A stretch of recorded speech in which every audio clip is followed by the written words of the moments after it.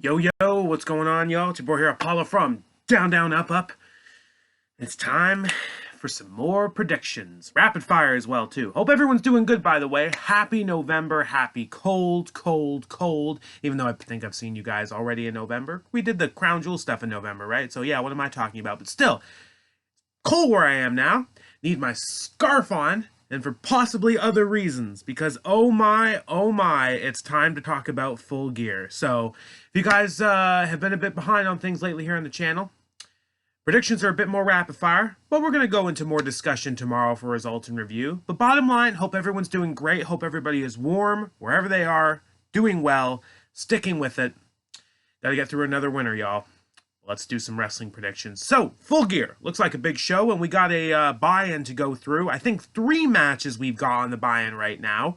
Another reason why this video comes out a little bit late, because I gotta wait to hear how things are going to be official-wise. So, we had a lovely little tag team match on Rampage. Eddie Kingston and Ortiz taking on 2 very talented blokes whose names, unfortunately, I cannot remember, except Jun Akiyama, I think? Which brings me to things. Kingston and Ortiz lost that tag team match. Ortiz was pinned, but June and Kingston are having a rematch on the buy-in, supposedly. I'm actually not 100% sure with this, but I've heard this match is taking place from some sources. I don't know if it's confirmed, but just in case it is, I'll throw out my prediction for it. Eddie Kingston to get the win. He seems to be the king of the buy-in lately. Unfortunately, still seemingly serving his punishments for his backstage behavior as of late. Truth be told, I don't know anything. We all don't know anything, but we know what we hear and try to make sense of it. So hopefully Kingston gets another lovely win in the buy-in, because his matches are still top quality and I still very much enjoy him as a performer entertainer. He's very fun to watch. Next up, Brian Cage and Ricky Starks meeting once again in this AEW Championship Eliminator Tournament. After finally Starks was able to put away Mr. Crazy Man Lance Archer, because that got put off for a bit. And truth be told, I don't remember if the finals are taking place at Full Gear or not. I don't remember a graphic coming up for that, but I'll just make a double prediction just in case. So I'm going to have Ricky Starks beating Brian Cage on the buy-in to advance to the finals to fight All Ego Ethan Page.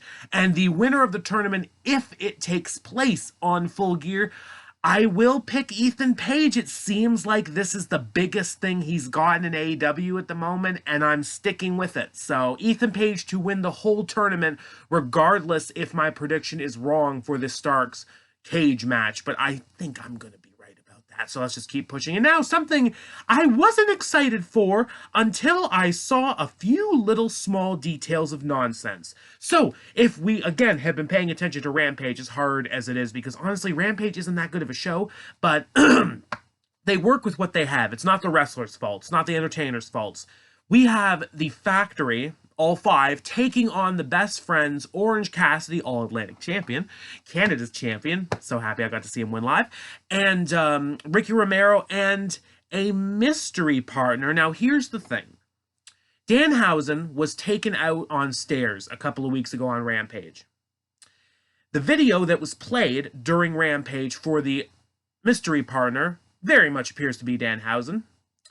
It was spooky. He seemingly dropped teeth out of his hands. That was one small thing that got my attention. Why do that? Is it just because of a Scoopy trope? But then my brain worked even harder, because the tease was when, I believe, Chuck Taylor handed Renee Young a video cassette. This means so little to most, but not me. You notice how this is dragging. This isn't rapid fire right now. We're going to get to rapid fire, but not right now. Are we teasing Rory Coyle? Now, if you don't know who that is, you can find him on the internet. I'll say that. A former Defiant World Heavyweight Champion, a man who worked the VCR gimmick, and a man who had my attention beating Rampage Brown in Defiant at the time. Who, of course, was briefly, I believe, in NXT UK. I'm not sure if he's still signed with WWE or not. Amazing athlete. But if we are teasing Rory Coyle and he shows up, I'm going to lose my mind. Y'all don't know what I'm talking about, that's fine, but bear with me. I am picking Rory Coyle to be the mystery partner, if not Danhausen, which is the bloody obvious, and I have no problem with that. It's just you've teased me, you have my attention. So backup prediction, if not Danhausen, Rory Coyle. And of course picking that team to beat the Factory, because the Factory ain't winning. So let's get that out of the way. Now let's get to the main show. Try to rapid fire this. So, match I'm very excited for. Wardlow defending his TNT Championship against Powerhouse Hobbs and Samoa Joe. A very quick heel turn, mind you. They really only had about 1 week of animosity between each other. But Joe didn't care. And honestly, I don't want to just go into the mindset of Hobbs is here to just take the pin or submission, but I'm picking Samoa Joe. I would love to see AEW take full advantage of what's going on, and Wardlow as TNT champion has just run its course for me. I'll be honest with that too. Not in a bad way, just it's run its course. I'd like to see Samoa Joe with 2 belts. I'm very biased with this prediction. I would love to see Joe's heel turn instantly turn into 2 championships. So I'm picking Samoa Joe on a gamble. And also, mind you, I'm expecting AEW to fix some mistakes from the previous pay-per-view. Show some balls out there. Show some balls, bookies. Because honestly, All Out wasn't impressive when it comes to results. So, Full Gear, you need to show some. You know what I'm talking about. I'm not expecting everything. I'm not expecting everything to go crazy, but some, yes. Next, Death Triangle. Trios champions taking on the Elite, who of course are coming back, and apparently the reset button is being hit. I'm not going into this with fair expectations. I'm picking the Elite to win. I'd love to be wrong. I'd love Death Triangle to hold on to it. I am enjoying the run, and my new favorite thing from Pac, the hammer. The hammer, the way he said it, the way it was delivered, his face expressions, that is one of my new favorite things that man has done in AEW, and I want it to run, and I'd love them to beat the Elite with the hammer. The hammer. But I don't have faith, and I'm burned out, really. I don't care about the Elite. I don't care about Name Redacted. It's out of my system. I would prefer Death Triangle to hold on to the championships. But maybe they will give me that pleasure, but I'm not banking on it after you completely wasted a brilliant story with the Dark Order. You threw it in the toilet. So I'm just going to pick the Elite and try to suck it up. And speaking of depression, oh, dear Lord, Sting and Darby Allin taking on Jay Lethal and Jeff Jarrett. Oh, you, AEW, you with your bringing back people that I can't stand in one way. And here's the thing, Jeff Jarrett, the human being, no, I got nothing against him. I love Jeff Jarrett. Jeff Jarrett's great. But you need to understand, when I was in fan base of TNA at the time, Jeff Jarrett was terrible for me. And the fact that that version of Jeff Jarrett has come to AEW with the theme, it burns my soul. It hurts internally. My organs are bleeding every time I hear that music. I can't do it. If this is how Sting loses his undefeated streak, a streak that nobody talks about, nobody acknowledges, but me, Quiet Phone, then I am going to lose it. Honestly, I'm going to lose it. I'm picking Sting and Darby Allin. Oh, Jeff Jarrett, you need to pay for your sins, my good man. Oh, nerve-wracking. Moving on. Jade Cargill, Nyla Rose, TBS Women's Championship. I love the story. I'm not going to lie. I actually loved seeing Nyla get some amazing heat and whatnot doing this kind of nonsense. It's very fun. Picking Jade Cargill to win, though, for obvious reasons. And we'll leave it at that. I hope it's a better match than Athena's match, though, which is ironic enough. We talk about Athena. She just turned heel on Rampage very randomly, attacked Aubrey Edwards, and seems to be going into a program with Mercedes Martinez for the Ring of Honor Women's World Championship. So that happened all of a sudden. Gonna try to move on, though. Luchasaurus, Jungle Boy, Steel Cage match. Now, I went to go see AEW in Toronto for the Dynamite. I got to see what Luchasaurus and Jungle Boy could do in a match. And ooh, just the best nonsense. Now we have a steel cage, and many people seem to think this is how we end the feud. I'm perfectly content with that, but I can live with this going on. It's the best feud in AEW, period, for me. But Jungle Boy does need this win. I'm not going to dispute that. Luchasaurus got his in Toronto. Christian Cage got his at All Out. Jungle Boy, it would be nice to get the steel cage win. I'm going to pick Jungle Boy, and I'm going to keep enjoying this feud if it keeps going on. If not, I had a fun time, but I'm picking Jungle Boy.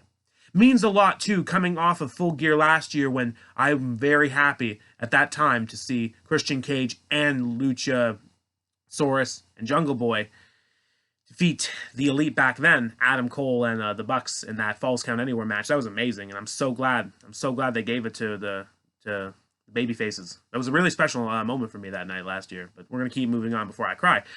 Speaking of crying, though, Saraya back in action with Britt Baker. I'm picking Saraya, and I really hope she can handle herself well back in the ring. I'm a little bit nervous about this match, but I'm very happy that she's with Britt because I trust Britt to handle anything in AEW that she's given. So I'm hoping for a fun time with these two, but I'm picking Saraya to win. It's been a while since she's been in the ring, so I feel like that's a given. Ring of Jericho Championship on the line next. I love Chris Jericho as the Ring of Honor World Champion. I'm not ready for it to end. He's taking on Sammy Guevara, Claudio Castagnoli, and Daniel Bryan Danielson, in a four-way, and this might be match of the night for me, and I'm picking Jericho to win. And I really just don't want him to lose the championship until the Ring of Honor show, I believe December 10th. He needs to be champion there. If he's going to lose it, he might as well lose it there. That's my opinion on that note. He needs to be there to antagonize Ring of Honor fans going to a Ring of Honor show. Bottom line on that dollar. So Jericho, please, Jericho. Toni Storm, Jamie Hayter, interim women's championship on the line. This one's hard. Ooh, yeah, this one's hard. Do they save the championship match with Toni Storm and Thunder Rosa, or do we give it to Jamie here? Here's the thing. I am very split, but I like the story of Britt Baker losing to Saraya and then coming out and costing Jamie Hayter the championship match with Toni. So I'm going to pick Toni Storm to retain, and I really hope they start off hot with Britt Baker and Jamie Hayter actually feuding. They put it off at All Out. Sucks, but fine, but you have a chance here. Now it gets in the main event, and I can't skip through this too easily. Jon Moxley and MJF for the World Championship. Oh, my head. We've been on quite a road lately, but I love Jon Moxley as World Champion, even though I really thought Bryan Danielson was going to take it in that tournament. But Moxley's great. And now MJF's getting his shot, and MJF, if they're not going to do it here, then what are they doing? I can't stand MJF, honestly. But I have nothing against a human being. He's fun. He's a great wrestler. It's fun stuff. But I'm picking Jon Moxley to win unless very specific circumstances come. Now, as a wrestling fan, I need stuff to go my way occasionally to get what I want. Here's the thing. I am all for MJF winning the World Championship, but you need to do more than the bloody obvious. What's the bloody obvious, you might ask? What? It's the fact that the firm didn't really turn on MJF, and they're going to help him win the championship at Full Gear, and boo, boo, boo. I don't care. That is not how I want this to go down. Here's what I want to happen. You can do whatever you want with the firm as long as it doesn't involve the finish. Finish needs to be very specific. I need William Regal to get involved in this match. I need William Regal to either give brass knucks or the Dynamite Diamond Ring to MJF, and that's how MJF wins the championship. I need William Regal to turn and manage MJF. That's what I want out of this whole thing. If I get that, then I'm all for an MJF World Championship reign with Regal at his side. It just sounds so good in my head. It's what I want to see. It's what they may have incidentally been teasing with William Regal's face expressions. Anything MJF related comes up. That's what I want. That's how I want MJF to win the World Championship. I want it to be through the most dastardly deeds of another villain showing that his villainous ways are not yet finished. If MJF wins the championship through William Regal's assistance via the methods I just gave, then I will be all for MJF winning the championship. If not, then I pick Jon Moxley to retain. Simple as that. If I don't get what I want, I'm not going to be happy about it. That's how it goes. You need to make up for All Out, and this is one of the ways to do it for me. That's it. That's it. I hope I didn't miss anything. I wonder if we're going to get any more crazy debuts, because we've got enough people in AEW regardless.